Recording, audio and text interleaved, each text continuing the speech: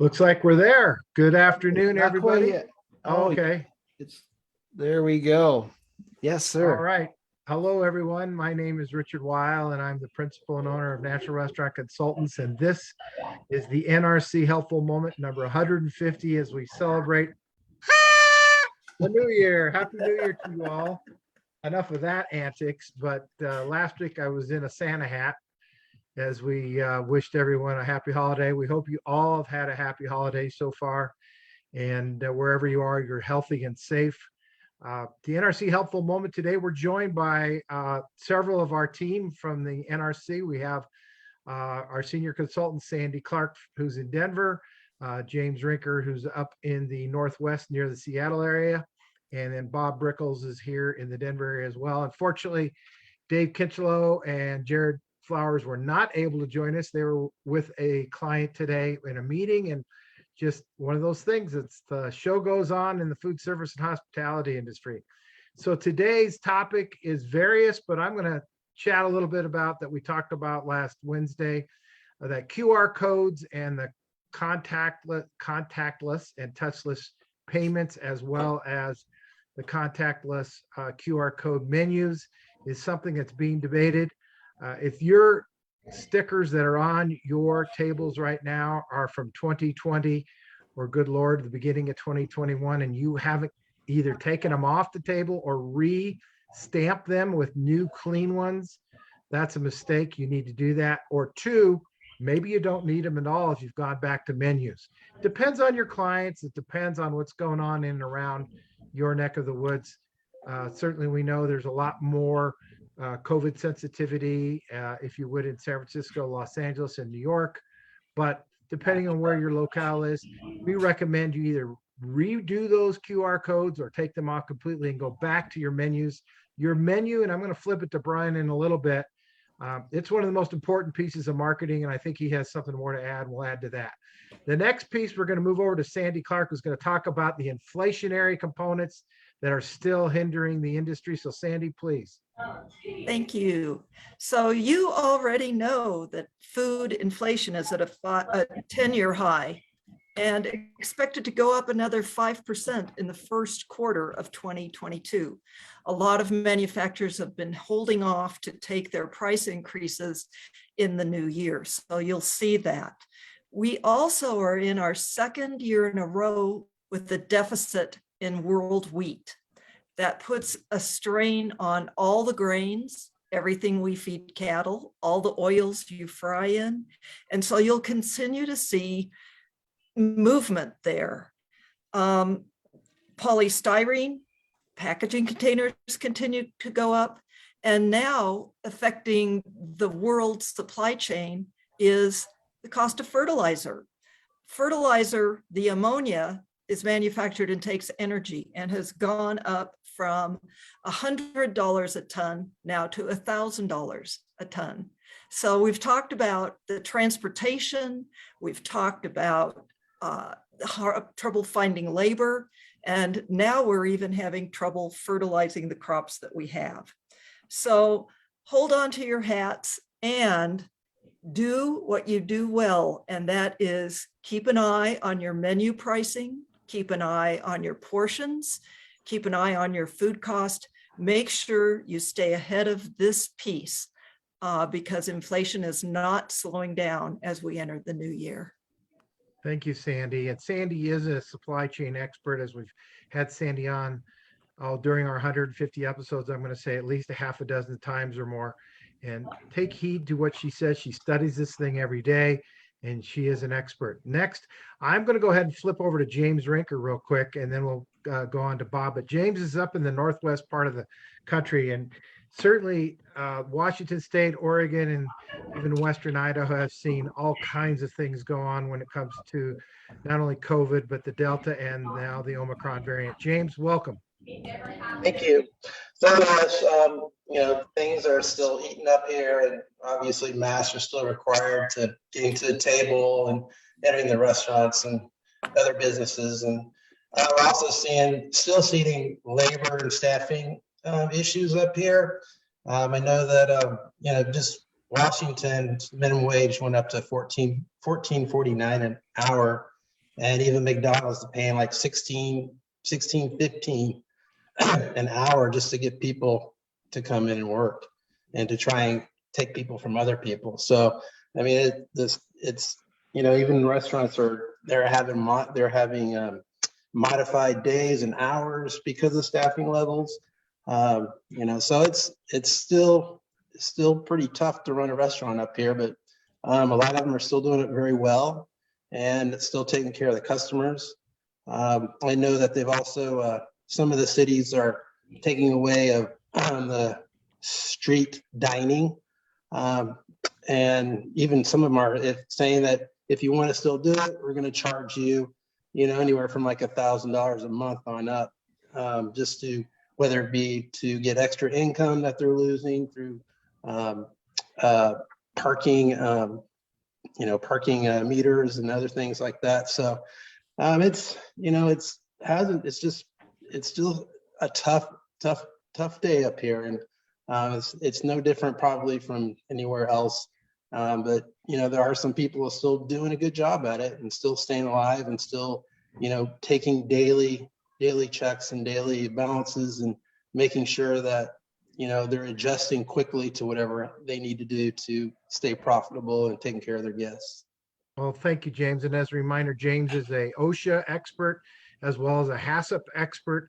If you need facilitating information on how to make sure that you're doing all the right things with protocols, continuing to make sure that we keep our guests safe and healthy, part of National Restaurant Consultants protocols that we put out over a year and a half ago, but James is a big part of that. So James, thanks for joining us today. And now I'm going to flip to Bob Brickles, who's going to be able to talk a little bit about some of the new CDC guidance that just came out and further expand on the difficulties that James was talking about as far as hiring. Bob, welcome in. Thanks for joining us today. Well, I don't know whether I'd be a total expert on CDC, but they released new guidelines dropping the requirement for people that have been that are COVID tested, that are positive from 10 days to 5 days, which is a huge deal if you consider the fact of what you're paying for employees not to show up to work because they've been exposed. If they've only been exposed, they only have to quarantine for 5 days, which is again another benefit. Part of the challenge that you run into is that switching from the 10-day to the 5-day period of time is, what do you do for those people that are off now on COVID? You can't call them up on day 6 and go like, hey, we changed the CDC guidelines, I need you back to work, even though that's what I'm doing. It's one of those things that you've got to do what you have to do to stay alive. And not all the government programs are thinking about the end user. I would tell you, though, moving on to the staffing arena, that there's only really one answer to it, and that is persistence is omnipotent. That's about the only thing that I can tell you, that you never, ever, ever give up. There was a time, when you used to be able to forecast your staffing and go, I need 50 or 70 employees, and then you're going to have this hiring and training process, and you're going to turn around and you're going to get to your number and you're all going to be sing kumbaya. Well, the fact of the matter is those people aren't there anymore. And persistence. There is no end game. You have to change your whole thought process of hiring to a staff level and create it so that it's a continuum of hiring. It never ends. And you keep on hiring, because candidly speaking, I don't know any concepts out there that are plus staff. Everybody's trying to make a buck, and January's around the corner. And I take a big breath and I say, yay, because we're all going to take a little break in sales. It'll calm down a little bit. It's a good chance to solidify your operations, a great chance to solidify your staffing. But let's not forget along the way that when we're in the recruitment mode, that it's all about who you're communicating to. You got to communicate to your customers. You got to communicate to your staff. You got to communicate to your managers that you're in a hiring mode and you're actively recruiting. Now, how do you communicate to customers?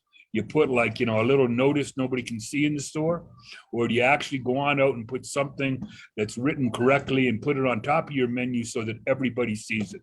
Do you offer incentives or bonuses for people to come on board? Do you offer stay bonuses for people that you hire? And, you know, if they last 30 or 60 days, I'm sure everybody's out there is about done with people not showing up for the first day to work and trying to find ways just to keep them on the board. You know, you got to make decisions too along the way. What are you going to pay these people? You know, the old days where you're going to pay a minimum wage or, you know, start them off at $15 to work on the kitchen, they may be long gone. They may be long gone. So you got to ask yourself, what's your option? You turn around and increase what you're going to pay these people? Or do you close your doors and put signs up to your customers saying that you can't service them because you haven't got enough people? It's a decision you've got to make. At the end of the day, I would tell you that you have to bring the staff on board. It's either that or just slowly but surely start closing your doors and whittling away on making any money to going to losing money till eventually you die. So you got to turn around, staff, recruit, pay what the game requires. You got to get the people on board and weather the storm. And thank God it's January in another week. Thank you, Bob. And I know you're in one of our clients' restaurants right now. I'm not sure where you're at, but I can tell from the background you're in one of them. But, you know, Bob lives this every day. He's the chief operating officer for a 5-unit chain, as well as his other duties with NRC. And thank you for all those great efforts and hard work that you do. And now I'm going to flip over to Brian, because I know he can add to some of this stuff here that our team has talked about today. So, Brian. Absolutely. Thank you so much, everyone. Thank you, Richard, and Happy New Year to everyone. I'm going to try to keep this just as positive as possible because things are just crazy right now, and who knows what the future holds. So there's just a couple of things that I want to touch on. Number one is that Richard did talk about menus and just how valuable they are. And what I've been seeing lately is that people are taking the time to set up online menus, which is great, right? Because who knows when we're going to have to really rely more heavily on those again. But don't get lazy about it, right? You've got this beautiful menu, and you understand that when you have great pictures, people tend to want to order more stuff, especially your appetizers, right? Your desserts, you make it look really great. They're more likely to order. Don't forget about that when it comes to the online systems. And I've seen more and more of these integrated online ordering process that have no pictures whatsoever. And I promise you, you can add photos. I have yet to see one that doesn't allow it, but if yours doesn't allow it, then it probably is time to look at something else, because that is, especially when you're looking at a screen and you can't sell to the customer because it's all up to them. You absolutely want to take advantage of all of the possibilities you can take for images. Okay. The other is that, hey, we're coming up to a new year. And like Bob said, we are, things are going to slow down a little bit. So start planning now. And I know what is the old joke of if you want to make God laugh, tell him your plans, right? So I know that plans have to be fluid, but if you start taking some time to plan a few things now, that you can start really moving forward and taking advantage. I always talk about building your lists, because the number one asset of any business are their customers. And if you don't have a list of customers, you're going to be in trouble. So you want to make sure that you're planning that and making sure you have everything in place possible to do that. So that's what I want to cover today, and wish everybody a great Happy New Year. I look forward to 2022 with everyone, and I hope it goes real strong. Well, thank you, Brian, Sandy, James, Bob, and again, on behalf of David Kinchelow and Jared Flowers, who weren't able to be here. The NRC Helpful Moment was just contrived out of the need to, when COVID hit in March of 20, we said to ourselves, what can we do to help? What can we do to be helpful? We think we have been. We've had incredible responses from these NRC Helpful Moments. This is a little longer than normal.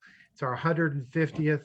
So ladies and gentlemen, we do wish you a Happy New Year, and most importantly, a safe and healthy New Year.